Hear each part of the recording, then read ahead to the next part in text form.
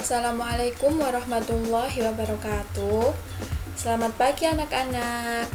Jumpa lagi dengan Ibu di pembelajaran IPA pada pagi hari ini. Nah, semoga hari ini anak-anak diberikan kesehatan, kemudian kebahagiaan, dan juga tetap semangat dalam mengikuti setiap pembelajaran yang dilakukan oleh Bapak dan juga Ibu guru. Semoga apa yang kita pelajari hari ini mendapat berkah dari Allah Subhanahu wa taala. Nah, sebelum memulai pembelajaran pada pagi hari ini, alangkah baiknya anak-anak berdoa terlebih dahulu ya. Berdoa dipersilahkan.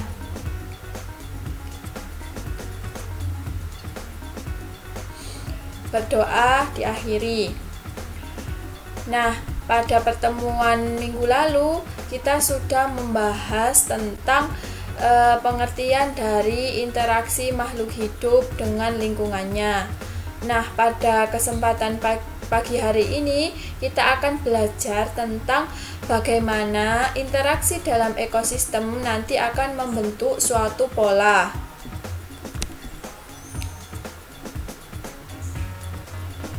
Nah, interaksi antara makhluk hidup dengan makhluk hidup yang lain.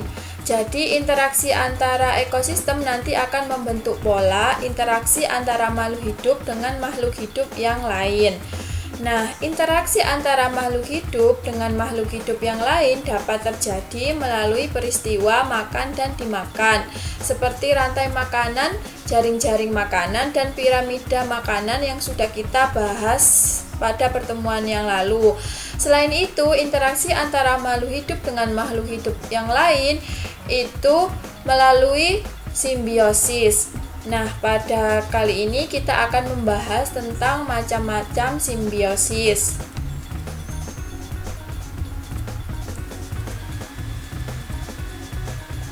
Macam-macam simbiosis. Yang pertama yaitu ada simbiosis mutualisme. Nah, simbiosis ini terjadi hubungan antara dua jenis individu yang memberikan keuntungan satu sama lain. Contohnya yaitu jamur dan akar pohon pinus, di mana jamur mendapatkan keuntungan makanan dari pohon pinus, sedangkan pohon pinus mendapatkan garam dan mineral serta air lebih banyak dari jamur. Kemudian yang kedua ada simbiosis komensalisme, yaitu hubungan interaksi antara dua jenis individu yang memberikan keuntungan hanya kepada salah satu pihak, tetapi pihak yang lain itu juga tidak mendapatkan kerugian. Artinya pihak yang satu diuntungkan, tetapi pihak yang satu tidak dirugikan, tapi juga tidak diuntungkan. Contohnya adalah interaksi antara anggrek dengan pohon mangga, di mana nanti tanaman anggrek itu kan hidup di pohon mangga, itu akan mendapatkan keuntungan berupa tempat hidup. Sedangkan pohon mangga itu tidak mendapatkan keuntungan apapun, tapi juga tidak mendapatkan kerugian pada adanya keberadaan tanaman anggrek.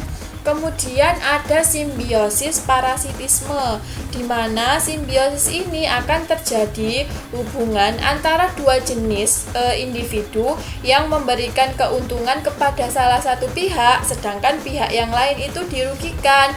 Contohnya yaitu kutu rambut dan juga manusia, di mana kutu rambut itu memperoleh keuntungan dari manusia berupa darah yang diisap sebagai makanan, sedangkan manusia merasakan gatal pada kulit kepalanya. Nah, selanjutnya yaitu interaksi manusia itu dapat mempengaruhi ekosistem, yaitu populasi manusia, hilangnya habitat, eksploitasi berlebihan, pengenalan spesies, kemudian pembuangan limbah. Nah, yang pertama yaitu berdampak terhadap populasi manusia. Nah, seiring pertumbuhan manusia, populasi manusia yang meledak di seluruh dunia, kita membentuk lingkungan kita menjadi lebih baik atau lebih buruk. Dengan pertumbuhan ini terjadi peningkatan permintaan akanlah bahan makanan, air, energi, sumber daya lainnya. Seiring bertambahnya jumlah manusia, maka habitatnya juga akan berkurang. Kemudian hilangnya habitat. Nah, di sini seiring pertumbuhan populasi dunia dari 1,5 miliar pada tahun 1900 menjadi hampir 7,5 miliar orang saat ini, tidak mengejutkan bahwa penggunaan lahan telah berubah. Habitat telah hancur demi pertanian, kehutanan, perikanan, urbanisasi, dan juga manufaktur, sehingga tidak mengherankan hilangnya habitat mengurangi kekayaan spesies. Kemudian adanya eksploitasi yang berlebihan. Nah, ancaman lain yang berarti terhadap keanekaragaman biologis yaitu seperti eksploitasi secara berlebihan, seperti hewan yang jumlahnya telah menurun secara drastis melalui pemburuan yang berlebihan. Kemudian ada pengenalan orang-orang secara tidak sengaja membawa biji atau serangga bersama dengan mereka ketika mereka keliling dunia, dan banyak tumbuhan dan hewan asing telah dimasukkan secara sengaja untuk tujuan pertanian atau sebagai hiasan. Jadinya pembuangan limbah. Nah, 6 miliar orang menggunakan dan membuang banyak barang.